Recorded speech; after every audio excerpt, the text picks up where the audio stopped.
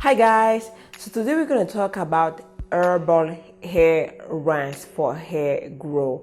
This is something I think everyone or most of the people should use, especially if you have like shedding hair, thinning hair, fine hair, or alopecia, hair growth issue, or you are trying to grow back your hair, you're trying to grow back your hairline or edges.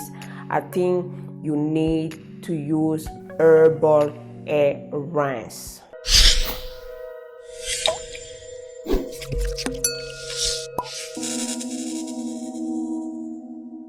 If you are looking for a product with a lot of sleep, moisture, and hydration and great ingredient, please check out naturalrisado.com. Some benefit you can have with herbal hair rinse is that it's an antiseptic and antimicrobial, antifungal for your scalp, guys. So it helps a lot with your scalp health. Also, it stimulates and revive your follicle. It helps with oxygen into your scalp. Also, it strengthens the hair. It may act as a protein, but it's not a protein. It strengthens your hair. It makes your hair very strong. And also, one of the things I can also say is that it can also fight dryness, because inside of those herbal rinse, I also added some herbs for dryness. Natural hair is naturally dry, so adding herbs that can fight free radical and dryness is very important for me. That's why I came up with this herbal hair rinse, because before I used to buy different type of herbs. I had a lot of herb in my bathroom. I was keeping them in my bathroom sometimes, if I remember, and it was so much, guys. I had more than 10 different type of herb at a time.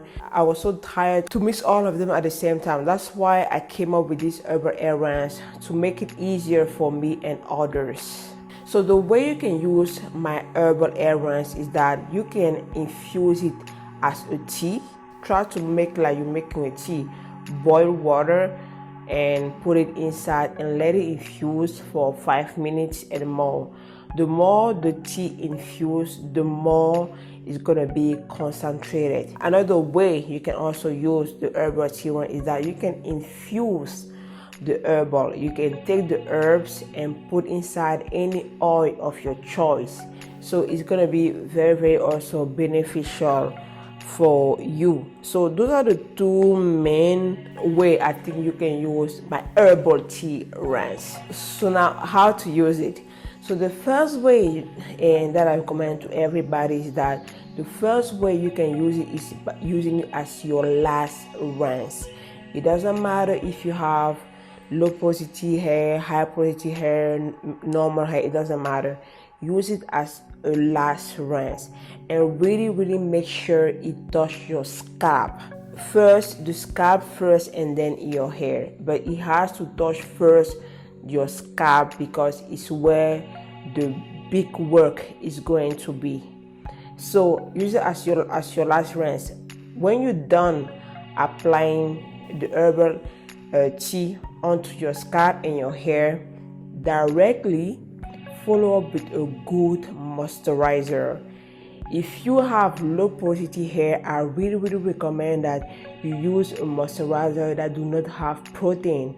I really recommend you. If you have high porosity hair, use your regular moisturizer with protein. If you have normal hair, you need to figure out if your hair needs a moisturizer with no protein or not. But I recommend you to use a moisturizer that do not have protein.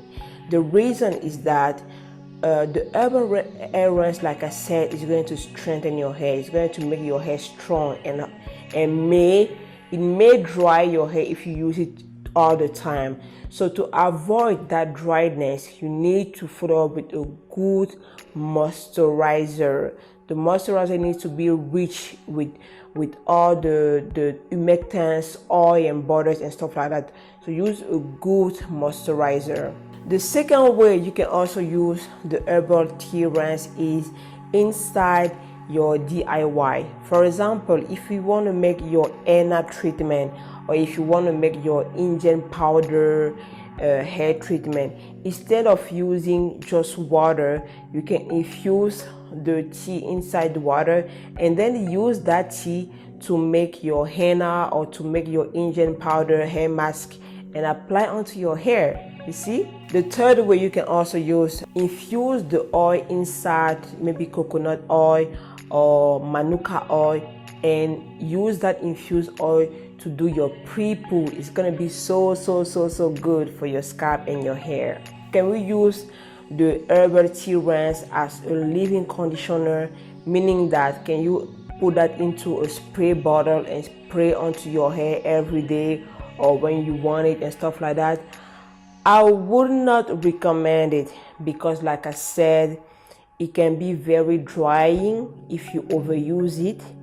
So do not use it as a leave-in conditioner. I do not recommend it, but you can do the way you want to, guys. But for me, I recommend to everyone not use it as a leave-in conditioner. It's not meant to be a leave-in conditioner. So do not use it as one and spray onto your hair every day or when you can. No. You can spray maybe on your baby hair once a week or twice a week if you want to, but every day, I don't recommend it. But understand also that every time you use it, you need to follow up with the moisturizer all the time. And the last way you can also use it is as your hair treatment. For instance, after doing your shampoo, you can apply the herbal hair rinse or the water herbal hair rinse into your hair and your scalp. You cover it for 30 minutes and you wait, and then you rinse off. You apply your deep conditioner, or you keep doing your hair routine as you want. So you can use it also as a hair treatment the way you want. Inside the herbal infusion, you can add honey or you can add glycerin to add a little bit of moisture if you want to. So this is also something you may want to do, or you may think to do if you want to, as a hair treatment for hair growth. So now, how often you can use it? Like I said, it's something that can make your hair hard, and also it's something that can make your hair very dry. So to avoid that, I recommend to use it maybe once a month or twice a month. Okay, if you use it once a month, it means that you don't have any issue with your hair and your scalp. You just need something to boost your hair growth, to boost the stimulation of your hair growth, or something to just maintain your hair and your scalp free of fungus.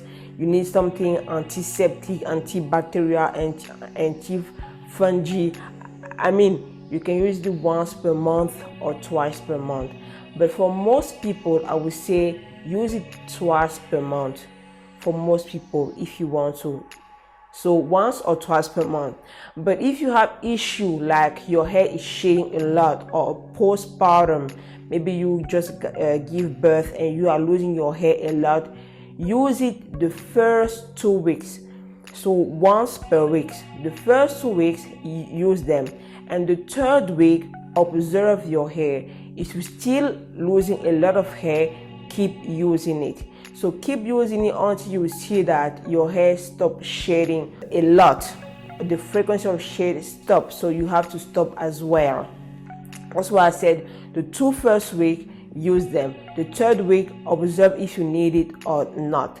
The 4th week, observe again, you see, and then you can start to use it maybe twice per month and once per month if you want to. If you know you have a shedding problem or a thinning problem, you know that, make sure you use it twice per month. You see, twice per month is good. If you have alopecia or you're trying to grow back your hairline, you may use it also twice per month. Not every week, guys, not every week. You can maybe start the first month by using it maybe every week. If you have very issue with your scalp, you have alopecia and your hairline is just a mess, you can maybe use that for the first month, like every week, but after, try to use it twice per month to avoid having the dryness issue. So one of the big advice I can give you guys is that try to apply it on your scalp. Mainly the scalp is where it's supposed to go. So I hope this video guys helped you guys, and herbal tea rinse is very great for hair and scalp especially. Is going to stimulate hair growth, is going to help you fight free radical, dryness, antibacterial, antifungal. It's also an antiseptic, guys. And something you also need to know about my herbal hair rinse is that you don't really need to add essential oil inside. The different herbs I use, they are good herbs, guys. You have so much herbs inside. You have lavender, you have rosemary, peppermint, eucalyptus, you have nettle, you have burdock, you have nettle, you have chamomile, you have dandelion, you have so much herbs inside. So you don't really need to add essential oil inside. The herbs are what you need, guys. So yeah, so I hope you love this video, guys. I see you in my next video. Take care. Let me know what you think about this video, and I see you in my next video. Bye.